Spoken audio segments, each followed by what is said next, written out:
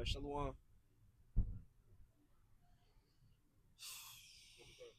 Shalom.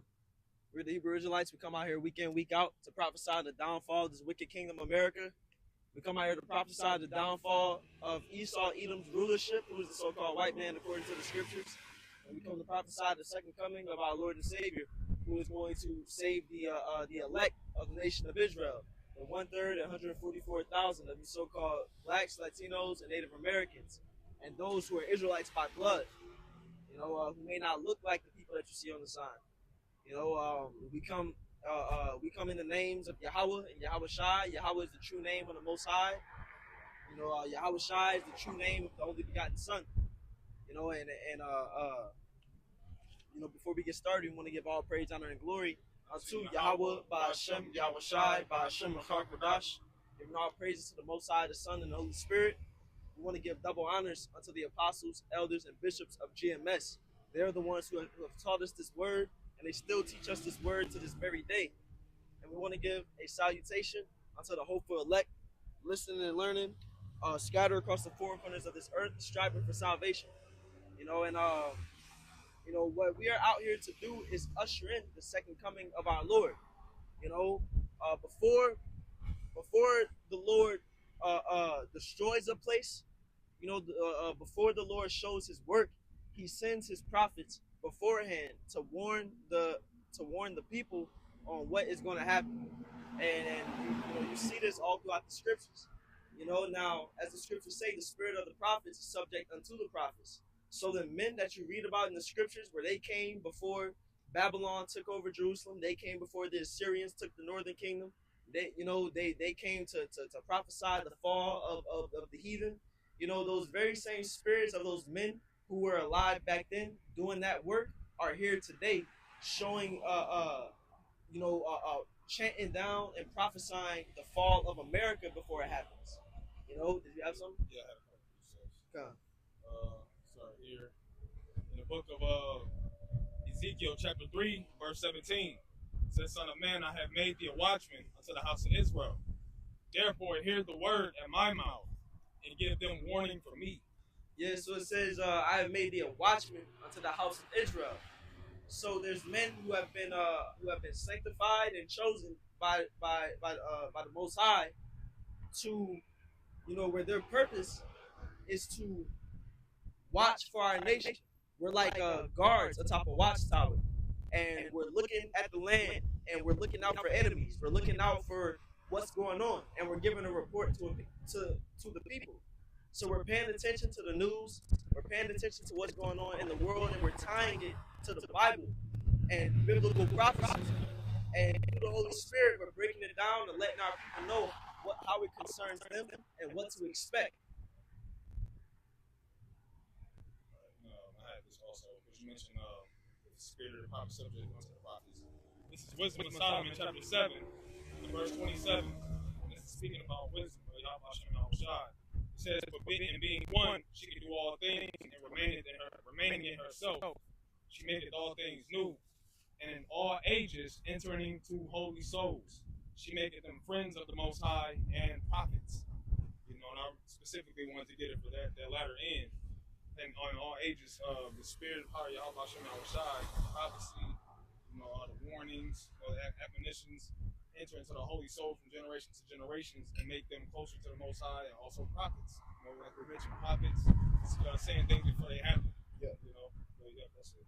Yeah, and so one of the main things that we have been sent to let our people know is that this world, as you know it, is about to change. This world, as you know it, is about to be is about to be turned around, as the scriptures say. For Esau is the end of the world, and Jacob is the beginning of it that followeth.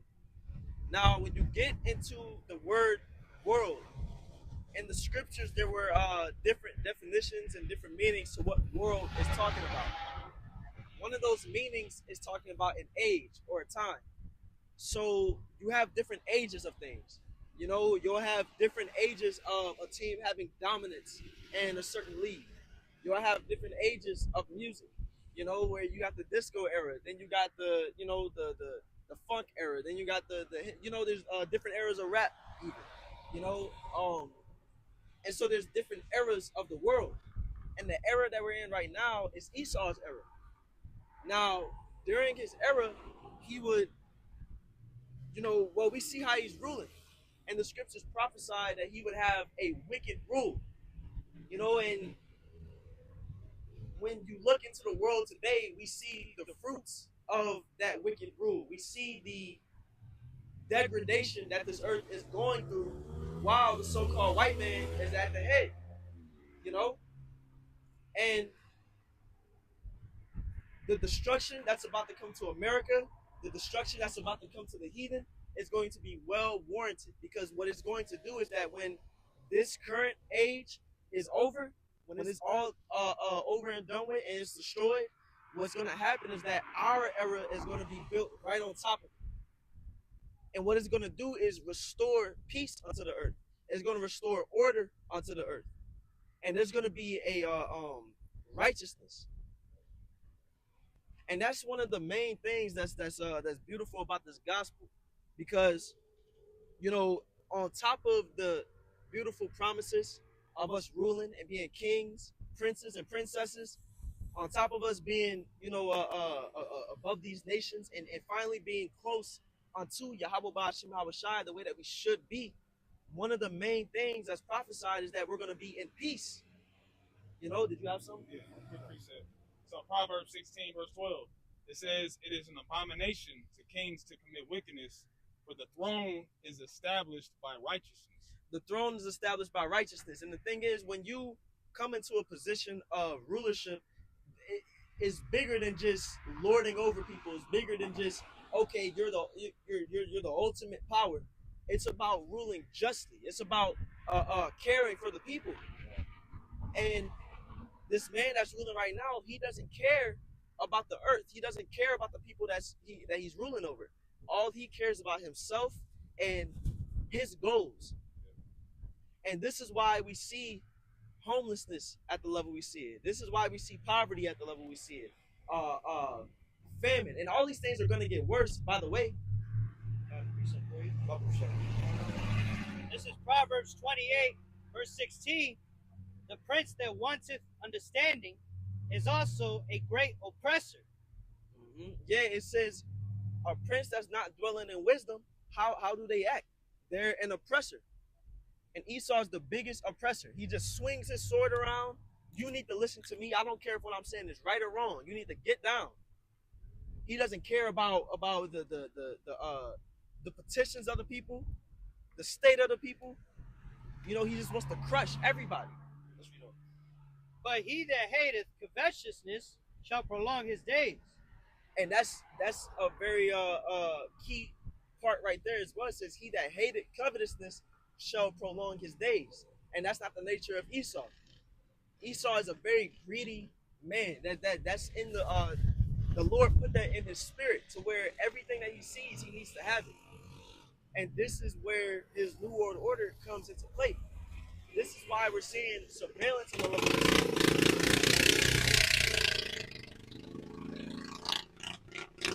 This is why we're seeing surveillance on the level we're seeing it. This is why we're seeing control on the level we're seeing it. And the thing is, surveillance and control isn't the issue in and of itself, but it's the how do I word this? Because I was going to say the lack of freedom, but even in our kingdom, the nations are going to be listening to what we're saying, but we're going to give them space to breathe after the first 1,000 years, of course. But Esau just wants everybody to just be a drone in his system, and then that's your only purpose for living, just to work, to keep his system going, to give your essence, to keep powering his grid. And that's wickedness, to where you can't have your own land, you can't, you could barely have children, you can't afford it. There's no care for humanity in itself. Yeah, you can't grow your own stuff. Like, we ain't gonna do that until the nations, when we're ruling over them. We're gonna let them have their lands and let them build their own, have their civilizations and their cities, but of course they're gonna be subordinate unto us. That's why they got them seedless fruits. Because eventually you're gonna have to go to them just to get the fruit. You can't have any remaining seeds and use them to plant. And that's the level of covetousness that Esau is willing to go to, where it's bigger than just, okay, you can't grow anything. He can just make a decree, right? But no, what he does is changes the DNA of fruit. What he does is go into a lab and make it impossible. He'll make watermelon with no seeds. That's not supposed to be a thing. There was a time where people were showing they watermelons that they was getting at home and bending it, and it was almost like it was made out of rubber or plastic. And they're buying these watermelons from the store, and you know, on top of, look at what's going on with the lettuce right now. It was something else that people was getting sick from. What was that? You know what I'm talking about? People was getting like diarrhea from something. I thought it was lettuce. Oh, the eggs. Oh yeah, yeah. They just did that recall. Had like it was a salmonella and something else that was found in the eggs. Yeah, salmonella on the eggshells. Yeah. Now that could be just contamination, you know, just straight up and down. But Esau does foul play. It's just, you know, the meat is lab grown now, you know, and that's a part of that covetousness as well, because not only does he corner the market and make it to where you can't have no part to play in what Esau got going on, even if it's just for you and your family. You can't live for yourself. You can't sustain yourself. But it's also, Esau's cheap. Making lab grown meat and just churning it out in some factory is easier than going through the process of going through a farmer and killing the cow, and, you know what I'm saying, cutting the cow down and doing it in its proper way. You know? Yeah. Even before they started doing that, the cows, they're feeding them low quality GMO corn, and it's like, cows are supposed to eat grass. That's why they're all fat and full of omega-6 fats that causes clogged arteries, inflammation, and it's like he goes from one level to another level to another level. It's never enough for Esau. Yeah, and it's also that he can just keep his bread rolling in. This is what I mean. He doesn't care about the people. He just cared. The thing is, if Esau did things properly, if he actually respected the land Sabbath, if he actually gave food its proper respect and gave people their proper respect by giving them food, he would lose money, yes, but it wouldn't be some major blow to where he's just hurting. He'll still be at the top. But he needs more and more and more. What can I do to get more? That's where you get McDonald's, to where now you're getting fed products and not food. Now they just making I don't know what McDonald's meat is. So I'm gonna make it up. You know, just like it's hard to tell. You just got this 3D printed. You know what I'm saying? You can just freeze it and just leave it for months and months and months and months, and then just warm it up and give it to people. And this is the number one, you know, thing got them rolling in money. You know, so it's just like, that's why the CEO. Like, how hard is it to pretend to like that burger? That boy looked at it, he's like, man, I really gotta bite this one. He must really know what's in it. Yeah, it was like that bad that he couldn't even fake eating that burger. Yeah, he edited the part where he started chewing out. He like, man, hey, cut the cameras, bro. Cut the cameras. I gotta spit this shit out. But he hosed his mouth down, brushed his teeth like 10 times. And this why this so like, let's get that precept. This is Obadiah verse 5. It says, if thieves came to thee and robbers by night, how art thou cut off? Would they not have stolen till they had enough? If the grape gatherers came to thee, would they not leave some grapes? Yeah, and that's the thing. Like, within our law, this is why the Israelites need to be ruling, bro. Because we gonna rule according to how Yahweh Bashin Shai said he's supposed to. According to our law, when you are harvesting your field, you're supposed to leave some. You're supposed to leave the corner. You're supposed to leave whatever falls to the ground, so that you know, people walking by can get some. You know, if people don't got it as well off as you do, then, you know, like, okay, they got some extra from this field that I can eat off of. And it was like a welfare system, but it was natural. Because you don't need every single grape from that field. It's not that serious. Mm-hmm. Now, the modern day equivalent of that is like dang, Esau, like, have some charity. Like, you don't gotta, like, let the small folk have some type of establishment. And you can say, well, you got mom and pop shops. You know, you can make an establishment if you want. But once it gets to the point to where this new world order is in full effect, and you got to be dealing with in that beast system, you got to have the chip. No, it's not going to be no fairness to it. Because now we have to be on your grid to even run. We can't even have a community based thing because now it's through your system completely. So it's at no point can the small people, I'm sorry, I've been watching House of the Dragon, so I'm using that terminology. At no point can like common people have things to themselves no more. You want it to where you even own the people, and that's as far as Esau's covetousness will go, and that's another reason among many why he needs to be taken down out of power because he is to the point to where he's like playing God, you know. I was looking up because I saw an Instagram video about people that work at restaurants and fast food, and they're like, "Look at this dumpster." It was a whole dumpster full of donuts. Exactly, bro. A whole dumpster full of fried chicken and mashed potatoes. And when I was working at Runza, I used to be so tight. When at the end of the night, I'm like, "Hey, can I take some of this home?" Like, "Nah, we gotta throw it all away." I'm like, "Why?" It makes no sense. I just worked this whole shift, and I can't take a sandwich home. But for real, it's like you could be giving that stuff out. You know, even at the milk plant, you know that the brother work at. It's like at the end of the month, they throwing tons and tons of this milk out instead of giving it out to people. I mean, even within that, like listen, cause they do that. Their brothers accurate on that, but like they'll have, and I'm sure you witnessed it.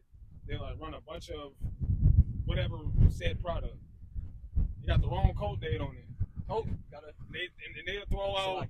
They'll throw out hundreds of units of whatever product because there's the wrong printing on it. And opposed to be like, well, let's just put this in the donation side and we can just start giving it out. Let's give it to some of the employees. Let's give it to people who made none of that. You know what I'm saying? For the most part, they, like you said, they throwing it out. They got dumpsters and dumpsters full of this shit, man. Yeah, it's like Esau just can't. Like Esau don't know what welfare is for real because even his forms of welfare have a caveat to it. You know, like there's a lot of stuff that these that these women is getting, such as food stamps and things of the sort, to where you can't have a certain amount of income in the household. You can't have a man in the household in order for you to get them. And it's like now, not only are you making it to where it's a runaround to get something that people should be able to get, but now you're making it to where you gotta mess up the order of the household in order to get some type of support. It's like it's devilish, man. Like you got some good. John, this is Rock 14:7, and if he doeth good, he doeth it unwillingly, and at the last he will declare his wickedness. Go ahead, you ready that? God, yeah, it's like he's doing it, but in the inside he's burning up. He's like, damn, what can I get out of this? Is there anything I can get out of this? How can I make it harder on the people so they can buy my product? Do this and do that. Yeah. Oh, if there's a man in the house, let's look for Afro picks and work boots. Oh yeah, there's a man in your house. Let's take it all away. And it's like, damn, we gotta give them income for them to work now. Tax it all. Yeah. Keep taxing them. Like it's like, bro, like let us have something. Jeez, like, but you know, this is just this ain't gonna be how things go. You know, in our kingdom. The scriptures tell us. Let's get Isaiah. It's either 60 or 61 where it talks about the forces of the Gentiles. Yeah, it's one of them chapters. It's the book of Isaiah, chapter 60, and verse 11. Shit. Wherever. Nah. Start at wherever you need to start at. I started verse. I started verse 9. This chapter goes in, but I started verse 9. So Isaiah 60 verse 9, it says, "Surely the isles shall wait for me, and the ships of Tarshish first, to bring thy sons from far, their silver and their gold with them, unto the name of Yahweh thy power, and to the Holy One of Israel." Can you read that again? I'm sorry. It says, So Isaiah 60 verse 9 says, "Surely the isles shall wait for me, and the ships of Tarshish first, to bring thy sons from far, their silver and their gold with them, unto the name of Yahweh thy power, and to the Holy One of Israel, because he hath glorified thee. And the sons of strangers shall build up thy walls." Yeah, and because people think that slavery is the issue. People think that slavery is this evil thing. Slavery isn't the problem. The problem is that people have this idea of slavery that's only based off of what Esau did unto our people, and they think that that's slavery, point blank, period. Here they go with these laws. I'll be smurdered with the bonnet on.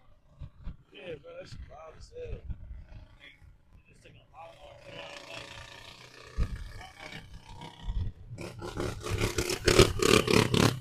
Slow.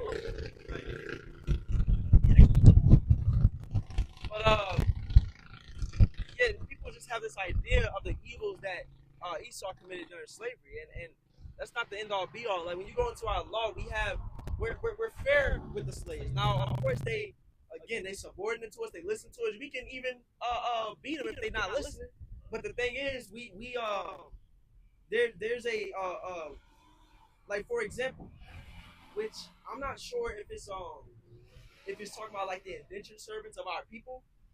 Yeah, it is, because it gives the law to where if you have an Israelite for so many years, they a servant, and then once them certain years pass, then you let them go, and whatever whatever they came in with, they leave with, but that's fairness. Now with the heathen, they didn't get those same type of privileges. Those only came to our people, But my point is, in the kingdom, we gonna be fair. The heathen are going to give us 10% of whatever they amass in their lands, but everything else belongs to them. The thing is, it's like our kingdom is going to be the most splendid kingdom that's ever been on this earth. But in their own right, the heathen is going to have some respectable dwellings as well, because they going to actually be able to live properly. We ain't going to be just taking every single thing from them. Now, in comparison to us, it's going to be night and day. The splendidness, but it's gonna be respectable in their own right. Or how the heathen gonna be living in the kingdom is how we could dream to live on this side. Yeah, because Esau, he wants everything. He's not even letting them fully live right now. So that's the thing. It's like you got the nations in India, and they got like the best spices in the world. Just give us 10%. We don't even need all your spices. We ain't gonna take everything from you. Esau take everything, and if he can't, he'll come up with some type of reason to go to war with you so that he can take everything. And then he'll destroy a bunch of your people and then put in somebody that in power there so that he can continue to get it for all years later. Like the puppet leaders, like in Mexico, you got Claudia Sheinbaum in Mexico. She's a small hat. Yeah. Like what is she doing ruling Mexico? Yeah. She don't got no business, but they're supposed to do that though. This their rulership. They can do that, Right, no, and the brother Isaiah, he just sent the message saying Esau ain't gonna live. He's not gonna live good. You don't deserve to live good, man, because you're living deliciously on this side already. And you like the brother's been going into beautifully, can't say it no better than that. What makes you think you deserve to live good? What do you need to be saved from? Yeah, Salaki for that. Yeah. The heathen outside of Esau, after those 1,000 years, they'll be, living all right. Esau is gonna get shit for the whole 1,000 years, and after those 1,000 years, we gonna wipe him off the face of this earth because he's scum on the earth. He's a parasite. We can't have no remnant of them left. Because they are the root of wickedness. If you leave one, something gonna come out of it. There's gonna be some type of disobedience, some type of scheme or plot. Yeah. Like the Most High he's gonna destroy Babylon, kill 2/3, kill all the wicked, take all of the heathens from the bunkers, but leave that one Edomite in the corner of the earth that didn't get touched. and he's going to replenish the whole nation again. Now wickedness is growing back in the earth. No, fuck that. Yeah, The whole nation's being put down. every day is gonna be hell for Esau. Every day. That's right. I got a preset. Shabbat is the only day he gonna be Esau. He gonna keep the Sabbath then. And even then, it's gonna be hell for him. It's gonna be mental torture. He gonna be thinking about the next day. Because the time running down. Yep. It's the same way where like on your off days, you're like, okay, I'm off, but you low key thinking like, man, like, damn, I'm about to have to go back though. Like this time going by kind of fast. I gotta go right back to work. Like it's gonna be like that, but just like 1,000 times worse for Esau, to where he's just, you know.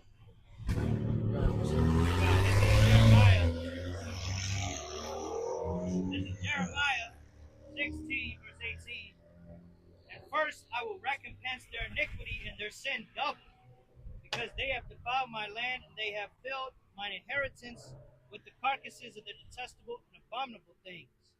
Yeah, because this is why Esau's punishment is gonna be the absolute worst, because his wickedness, he's surpassing wickedness. Esau's getting to the point where he's trying to rival the Most High. Esau's living in blasphemy at this point. You know, Esau has done great evils unto the nation of Israel. You know, it says what? That he furthered the affliction that the Most High put on us. Esau got an opportunity to rule over us, and he did the absolute worst. He did as bad as he could think to do. You know? Yep. He meditates terror. He meditates terror, yeah. Terror in his kingdom, you know? And to this day, he doesn't even regret it. He wishes we were still in slavery. Yeah, what Esau trying to get rid of the history of slavery don't got nothing to do with regret. It don't got nothing to do with him. It has everything to do with. Really, they don't even try to hide it. I think Trump said when he was removing them that stuff, he said like that doesn't add to the American spirit, something along those lines. He said like that's not good to be on the image of America, you know?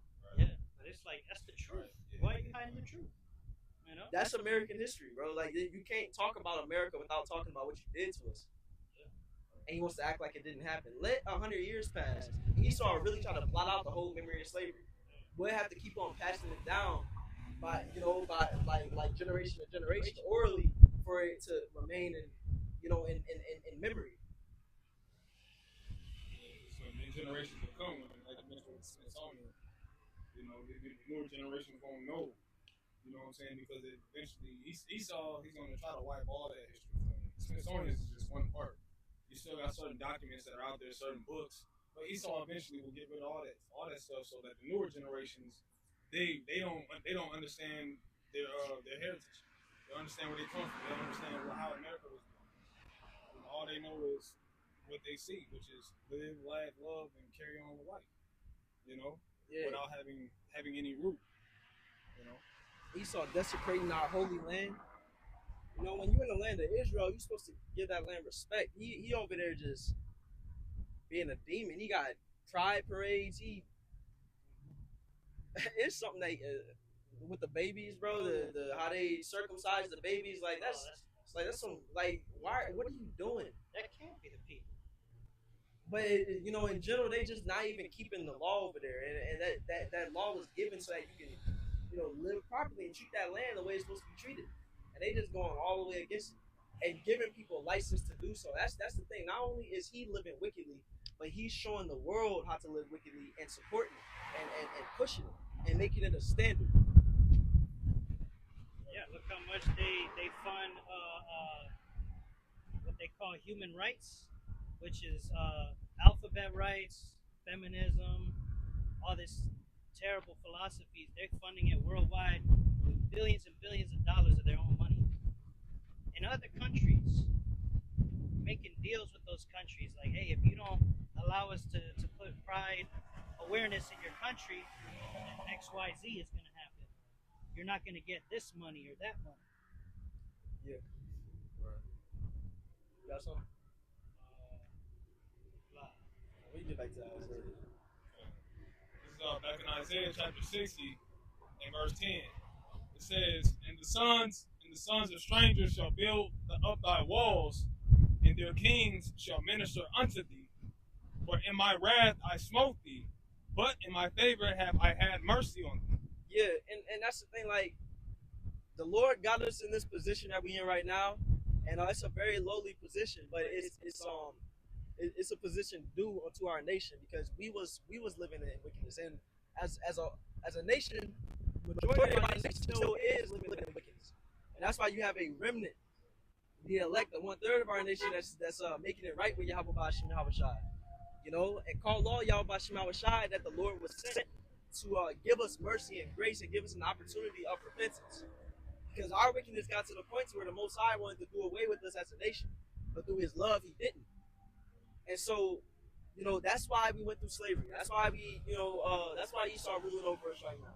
That's why we at the bottom, because we have to be punished and learn the consequences for going off. But this is the last time that we ever gonna be in this position ever again. Because when we get put in our kingdom, the Lord's gonna make a new covenant with us where we no longer gonna go off no more. The Lord's, and that's why we're gonna live in peace. Because walking in righteousness, that is peace. And perpetuating that in the earth, that causes peace to spread. But for now, we gotta go through this punishment. We gotta go through the curses until that time comes. This is Jeremiah 31 and verse 31. Behold, the days come, saith Yahweh, that I will make a new covenant with the house of Israel and with the house of Judah, not according to the covenant that I made with their fathers in the day that I took them by the hand to bring them out of the land of Egypt, which my covenant they break. Yeah, so it says that this new covenant isn't according to that first covenant. So what's the difference? Both deal with the law. It's not like the law is being done away with. That's what a lot of people get wrong. They think that we no longer dealing with the law. It's just that the law isn't key to salvation. Yahweh Shai is the key to salvation, and faith in Him is the key to salvation. And being chosen at the end of the day. But the law is always been the centerpiece. It's just that the first covenant was us and these bodies promising the Most High that we're going to keep all the laws, which isn't possible. Because we're tempted. Because this flesh is weak. And at some point, we're going to go off. At some point, we're going to twist it. We're going to skip steps. We not perfect by far. And so that's why a new covenant has to come into where, it changes things. And what's going to be changed in this new covenant? Now, righteousness is going to be written in our inward parts. And what that means is that we get new bodies and new minds so that we can do what was intended in the first covenant in perfection. Is there more to that? It says, which my covenant they break, although I was an husband unto them, saith Yahweh. But this shall be the covenant that I will make with the house of Israel after those days, saith Yahweh. I will put my law in their inward parts and write it in their hearts, and I will be their power, and they shall be my people. That's right.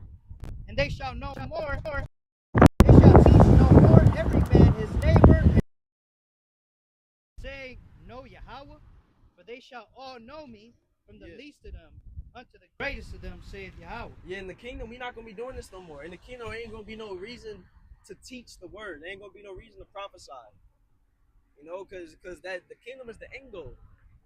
In the kingdom, every Israelite is going to be is either going to come in that salvation and be in them new bodies, and every Israelite that's born afterward is going to have the perfect bodies.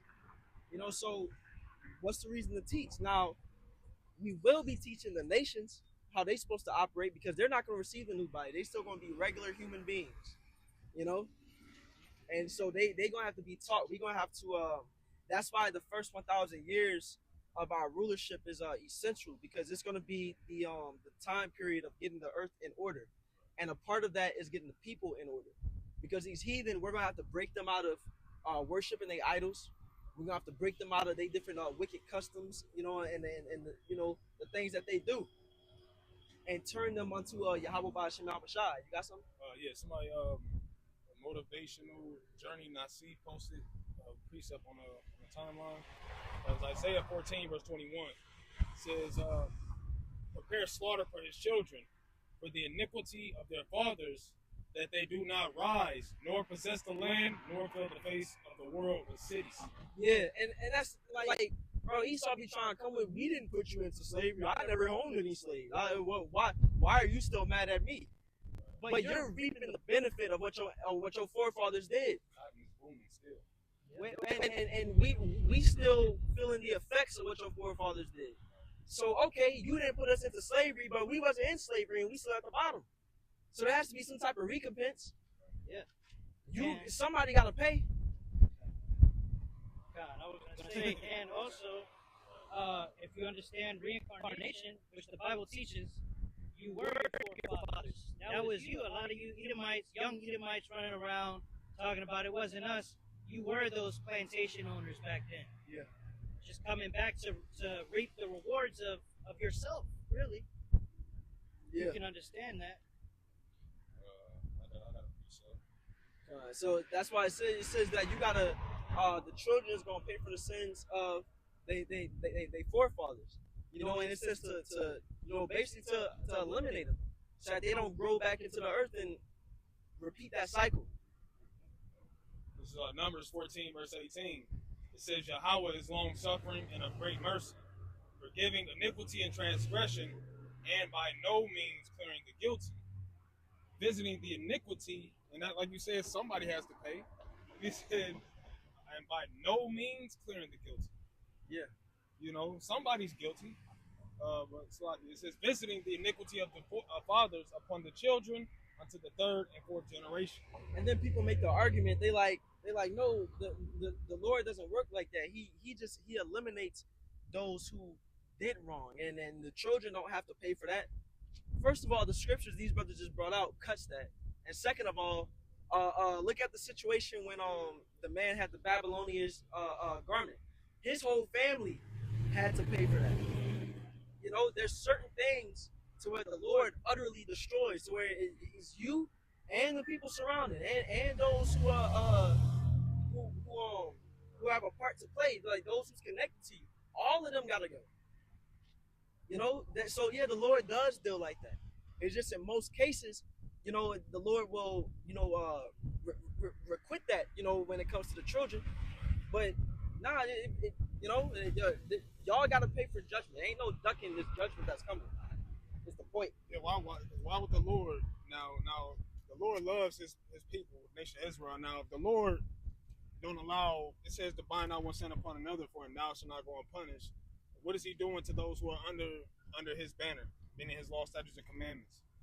They're being punished for their iniquity. So if the people that the Most High loves, the apple of his eye, they're being punished. If we're being punished, what make you think that the wicked, what make you think they ain't gonna get punished, man?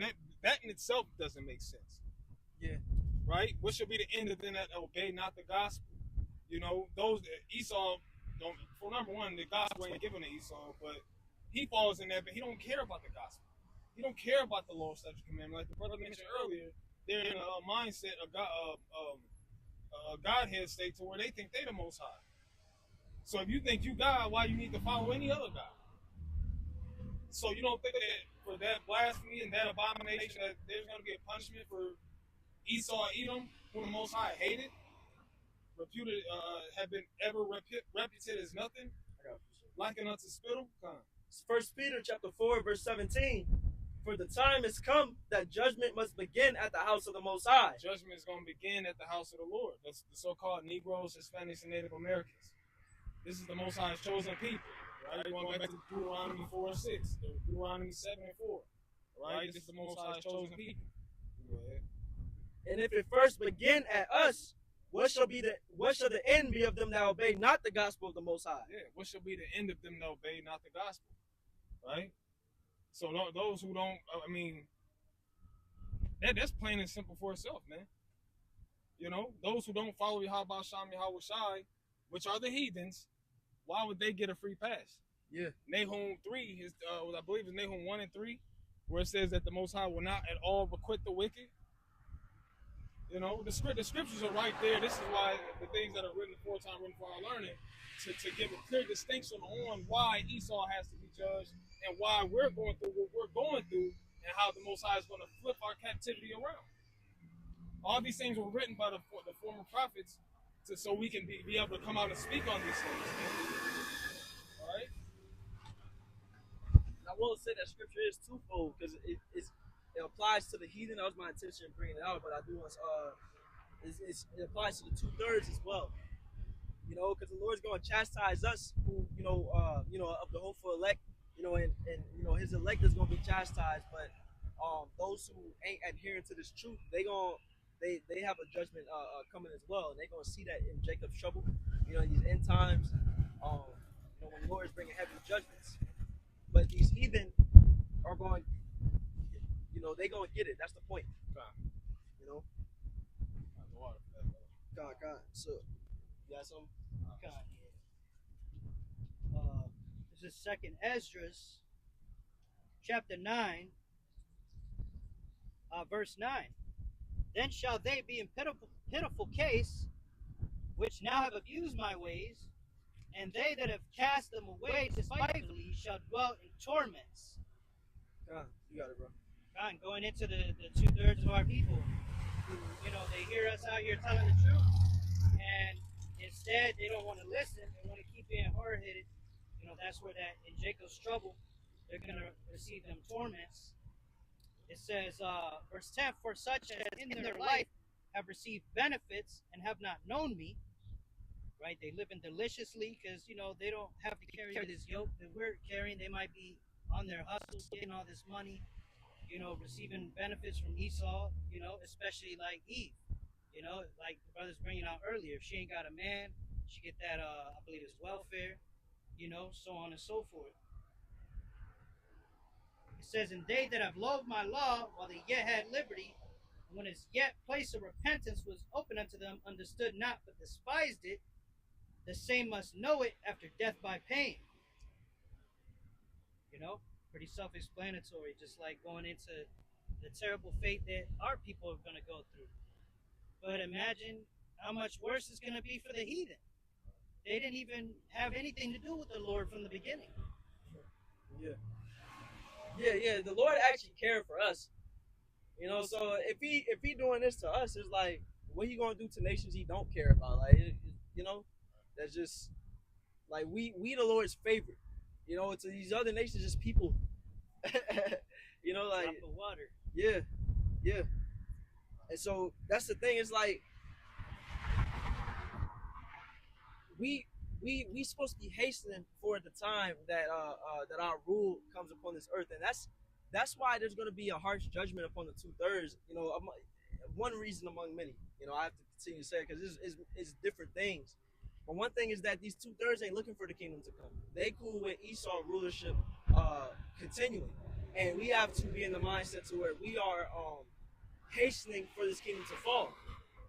We have to be in a mindset where we're hastening for the kingdom to come, and that comes with separating from this place. Because the only way peace is going to come, the only way goodness is going to come for us, and the world plays back in its righteous order, is if this place is destroyed. And if you don't want to see this place destroyed, then something's wrong with you. That's why you're numbered amongst the wicked, and you will be destroyed with them, because you should want to see all of this over with. You should want to see Esau fall. If you know that that's the only way that the kingdom gonna come, why would you not want to see that?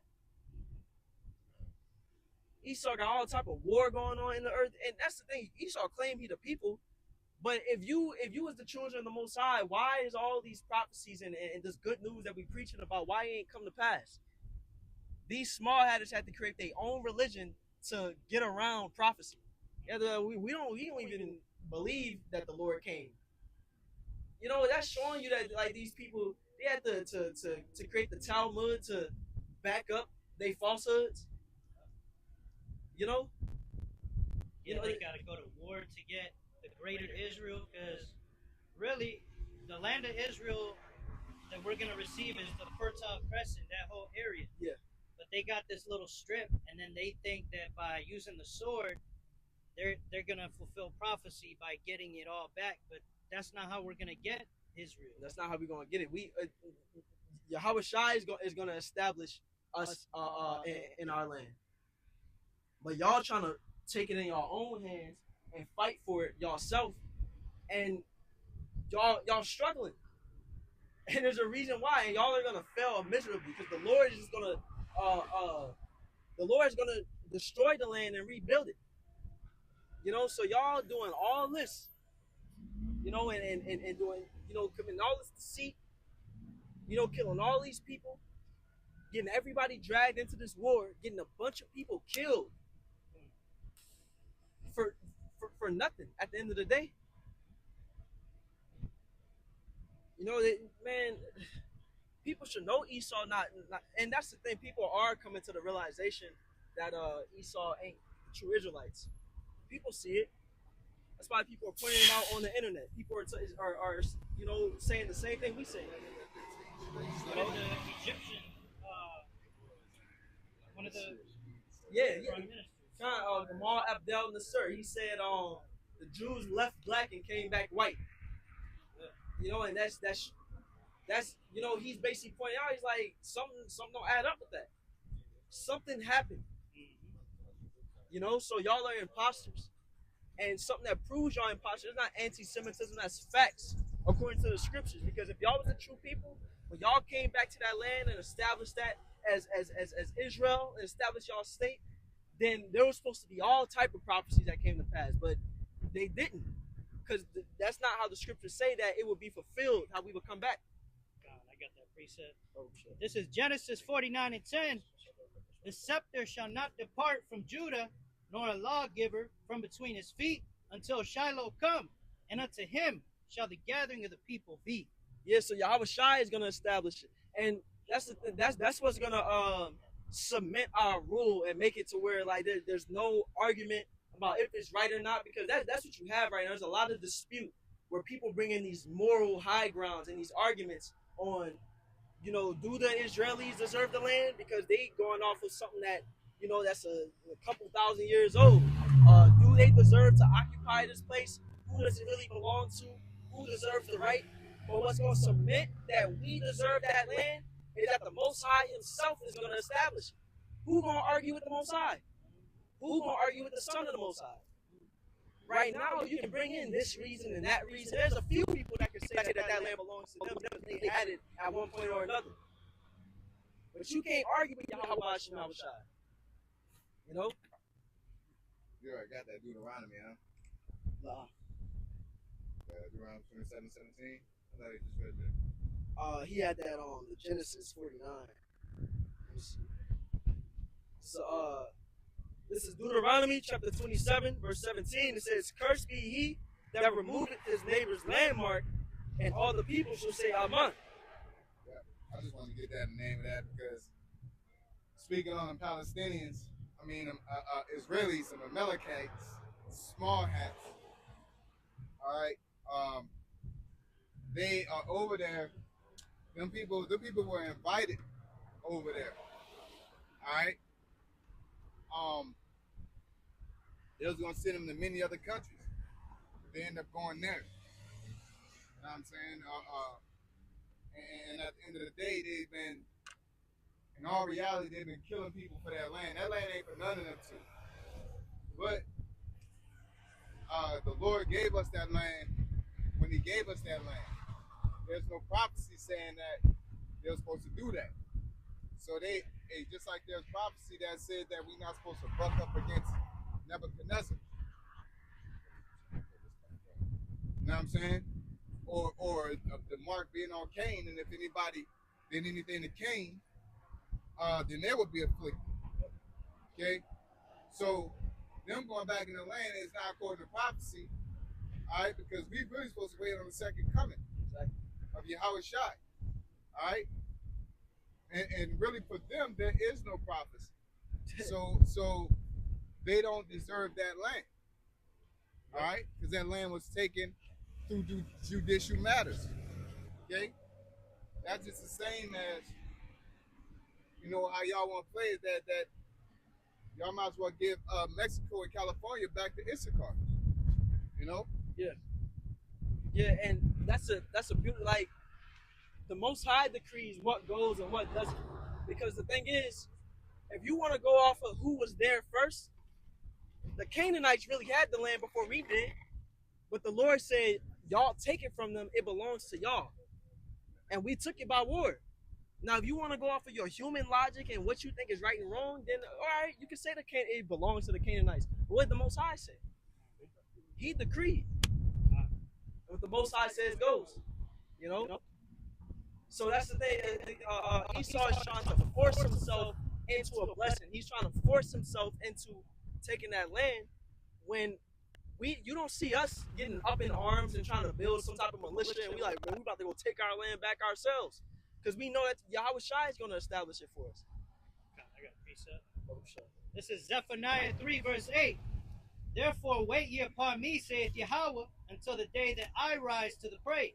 For my determination is to gather the nations, that I may assemble the kingdoms, to pour upon them mine indignation, even all my fierce anger, for all the earth shall be devoured with the fire of my jealousy. Yeah, and Salak, can you read that first part again? God, Zephaniah 3 and 8. Therefore wait ye upon me, saith Yahweh, until the day that I rise up to the prey. Yeah, it says wait upon him. There's patience that's involved. The Lord is moving. The Lord is establishing something in the earth right now. You know? So let's read on.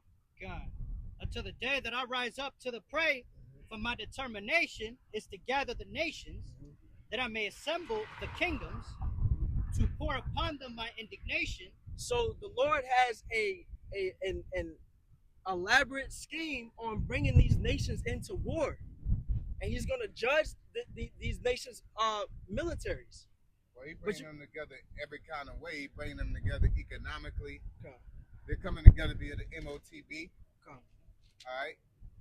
So they all coming together, and they think because you got to think about what it said. Let's read that again. God.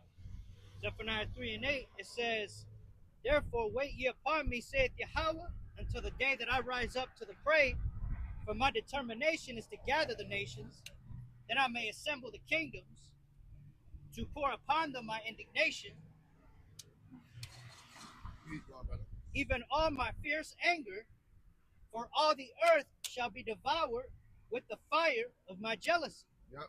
I'm thinking of another precept, but at the end of the day, the Lord gathered them together. He's going to gather them in war, and He's going to gather them via through NATO, BRICS, the MOTB. Ultimately, it's going to be the MOTB when they try this, because all these nations got to have it. You know? Yeah. But the Lord going to bring them together to destroy them all, man. Okay? And He's going to bring them together war-wise. All right? Because there's going to be a third world war. Yep. All right? And it's going to be happening in Saudi Arabia. We were just talking about the Ben Minadad Strait, whatever that is. The one is in Yemen. Then you got the Strait of Hormuz. Now Yemen's getting involved. All right? Iran's involved. Okay? Got economic goods being slowed up. Ukraine, they're at war. They produce a big chunk of grain in the Middle East. And once these two straits get involved, it's going to mess up energy for Europe. All right, so it's not looking good. But at the same time, the elites want this because they want a new world order. They're gonna make everybody have to open the straits up at the same time to help out everybody. You know. Let's stop being selfish. I know that's your strait, but the world needs this strait. They do the same thing with banks. They'll bail out a bank because the city needs the bank. How is your local pedestrian civilians gonna cash their checks without us? That's how they was getting all them bailouts. That was their leverage. It had nothing to do with fucking up money. It was like, who gonna cash the people check, bro? You gotta give us more money. And it wasn't because they fucked up all the time, because everybody paid their debt off. That's why this nation runs off of debt, to try to keep you in it. But getting back to, these nations, you know what I'm saying? All these nations, and we're just going over the 9/11 situation and how Babylon got their hands into every nation, man. All right, can we get that in Isaiah that says a nation that drunk it up a cup?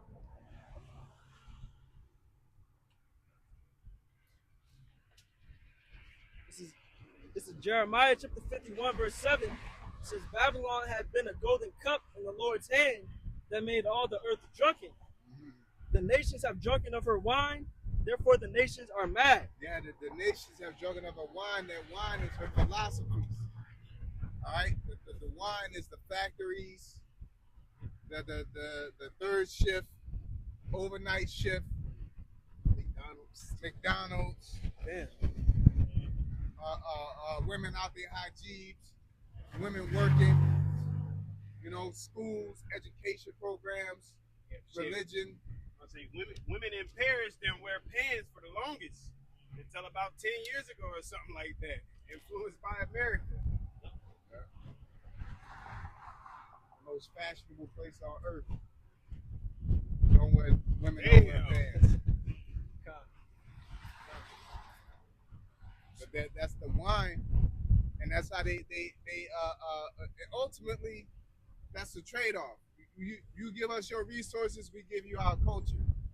But that's always been the trade-off with Esau since Greece. Okay, we take over y'all give us y'all resources, we give y'all culture.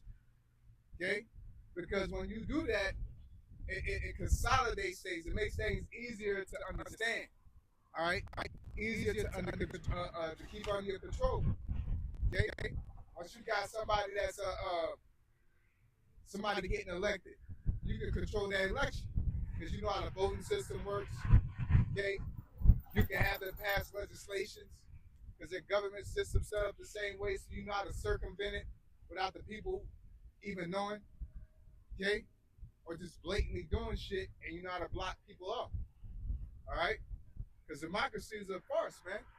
Just make you. It's a thing. It's a system set up to make you think that you have some type of involvement in what's going on. Sure, you can elect these two presidents, but eventually, both of them working for the elite. You know, so this whole system is bullshit at this point. I had searched something up. Why does America spread Americanization? And it says America spreads Americanization globally through economic power, media dominance, and political strategy, turning its cultural traits into a worldwide standard. Post-World War II frameworks like the Bretton Woods Agreement set the U.S. dollar as the main global currency, spreading U.S. financial models. You know, as an example, you know, he's backing up what you were talking about. Yeah, because why? Because that America is the whore that sit up upon the dragon. Okay, that's controlling all the beasts, steering it, making it do what it wants. All right. Now, is America the rich elite? No, but they're the device that is used to operate that Megazord. You know what I'm saying? I got pizza. This is Revelation 13, verse 11. And I beheld another beast coming up out of the earth, and he had two horns like a lamb, and he spake as a dragon. Yep. Oh no, that's well, let's talk about the government parties, okay? Because that's what they both, you know, the Republicans and Democrats, but they both work for the same fucking demon. All right, your commander in chief is still going to defend Israel. Ain't none of them going to sit there and openly say we cutting ties with them, like y'all are openly cut ties with other countries. You know, like Trump try like to say, oh yeah, Obama, he the one that messed up the deal. You know, like they still be they're not beefing with him. Let's put it like that. All right, one of them go harder for Israel than the other one does. That's all it is. And it wasn't that they broke deals with Israel; they broke deals with Russia. So that's a mistake on me. They was complaining about that, but all of them is in league with them small hats, man. All right, and that's not by like what's the reason that everybody's universally in support of them? Like, what's the difference between them and Haiti? Okay, Haiti dramatically need help. Catch your earthquakes and tropic storms, and y'all act like y'all just don't got the funds. Broke his hell for years. You know, just stirring up shit, going across the four corners of the earth, just stirring up strife with everybody, man. You know, that's why it says when the wicked rule, the people mourn. All right, because death and hell is following with Esau. Not only is he killing people and there's always war, but he's coming up with concepts and inventions and devices and ideas that further destroy the people, man. Yeah, I appreciate it. You know? Go ahead, brother. This is Revelation chapter 6, verse 4. And there went out another horse that was red, and power was given to him that sat thereon to take peace from the earth, and that they should kill one another. And there was given unto him a great sword. Yeah, and that's Esau all over, man. And that great sword, talk about, it's just really the vastness of the sword, man. All right, from bullets tearing you up to drones, landmines. You think that video you said put a circle in the nigga? Plasma gun Yeah, or something? plasma gun, You could just see through. etching circles in you. You know what I'm saying? Etching circles in you. They're not blowing circles. That's an etch, like a hole punch. Like open and healed because they burnt. They use what it is forever, but that's perfect enough. That motherfucker get open you up. Literally. Take off everything. Just running from whatever. Your ass gonna run. I'm like, damn, bro, like, why I'm getting cold? Look down and Yeah, something ain't right. like, look down and grab that hole, touch clean through your body, but boom. Man. I'm getting cold. God, this I precept Revelation chapter 17, verse 1. And there came one of the seven angels which had the seven vials, and talked with me, saying unto me, Come hither, I will show unto thee the judgment of the great whore that sitteth upon many waters, with whom the kings of the earth have committed fornication, and the inhabitants of the earth have been made drunk with the wine of her fornication. Yeah, and that's her philosophies and doctrine. That's how she spread her web, because there was some benefits. It's a benefit to be a part of the American dollar. It's some economic stability. That's what a lot of these poor countries suffer from, because it's almost like you take a chance to get rich on your own, or you go with the stability of Americans bird feeding you. Okay, taking 20%, giving you 20, paying you 20%, and then getting 80% of your resources. You know, and that's what they're doing all across the four corners of the earth is bullying people into cutting them shitty deals, so that way they can remain the economic power of the earth, man. And they make them operate under the well, they don't make them, but they're almost bound to it because all the other nations deal with the American dollar. Okay, it's so ingrained in the earth that even if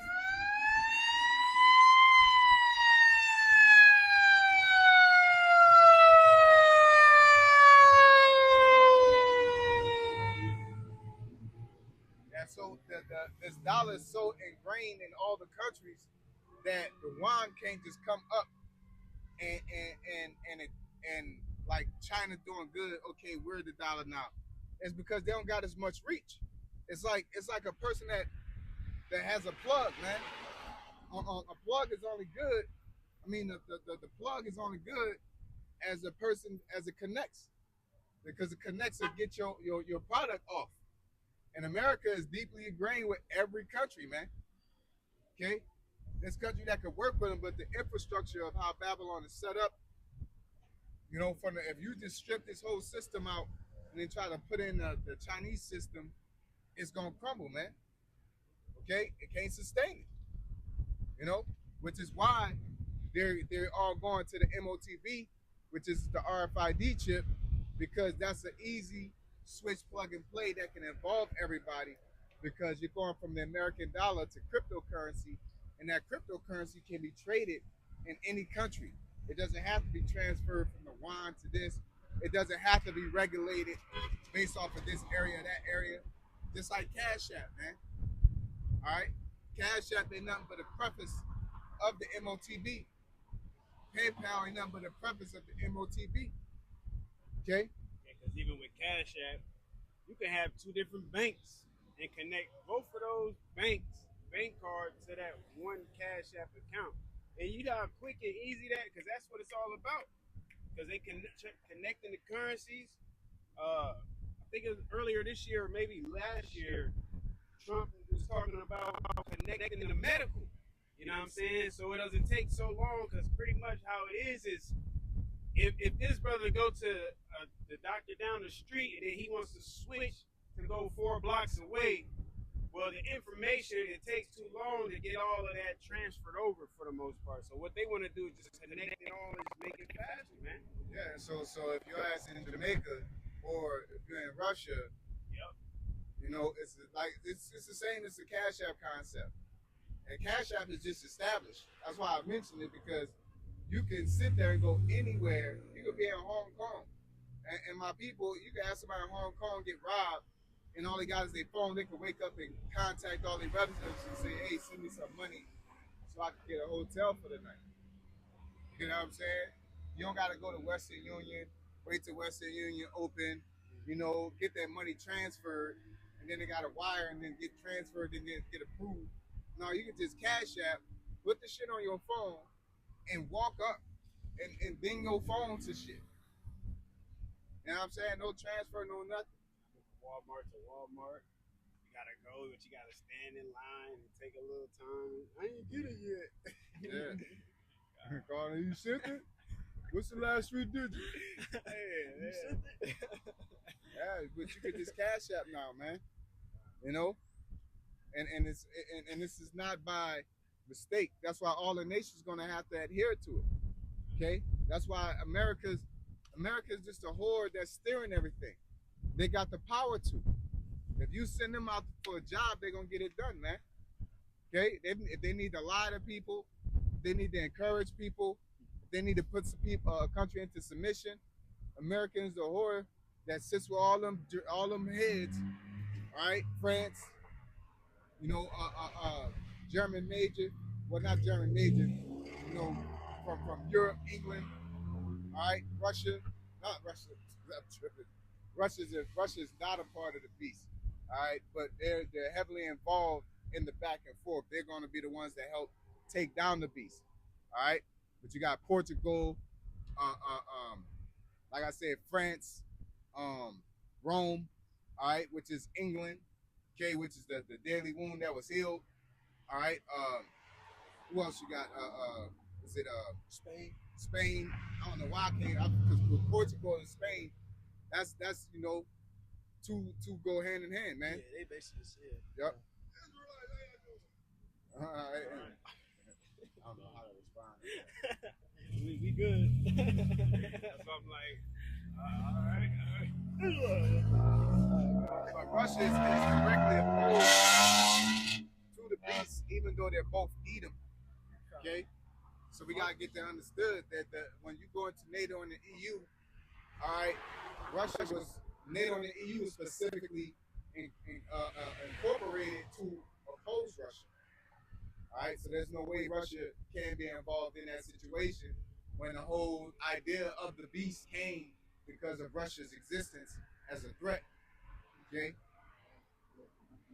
So I want to get back real quick. It says, this is Mark 3:25. It says, and if a house be divided against itself, that house cannot stand. And just like brother said, you got one nation of Edomites versus another nation of Edomites. There's no way for the Edomites in general to stay in power, because they're going to constantly oppose one another, man. All right, and that's exactly why. Well, they might come together. They'll start to come together. In the sense when the Lord shows up, man, pursuing the second Ezra, the 13th chapter, man. You know, it's like when we get in our kingdom of the spirit, it ain't like we gonna civil wars and all of that's gonna be in it. You know, the law. That's what's gonna establish everything, man. All right.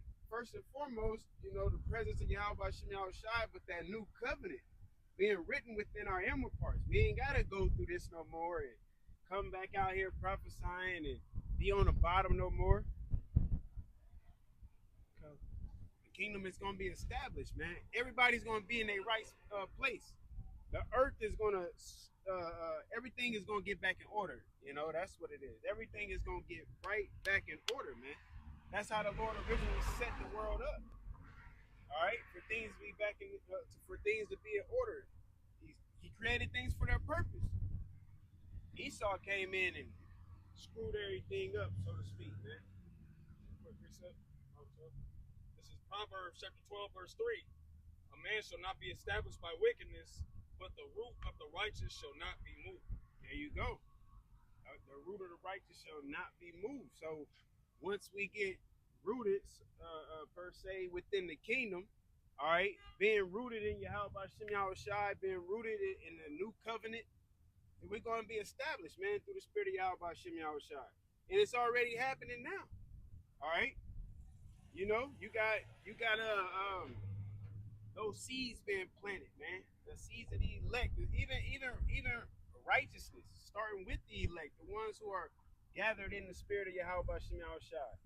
You know, bringing a different vibration throughout the earth. All right, as brothers always attest, it's like, you know, you be around certain people and they might not even know you, but they can just feel different energies, so to speak, off of you, man. And that's because we operating through Yahweh Shem Shai.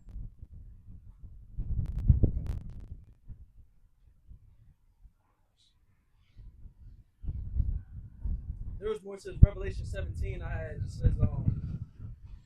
says, so he carried me away in the spirit into the wilderness, and I saw a woman sit upon a scarlet-colored beast, full of names of blasphemy, having 7 heads and 10 horns. And the woman was arrayed in purple and scarlet color. You know, like the elder was saying, that beast with the 7 heads and 10 horns is representative of NATO and the EU. And the woman riding the top is America spearheading the operation, you know, and being at the head. Yeah, because even when they go to do these treaties, when all the nation get to sign, America says, I don't want to do it.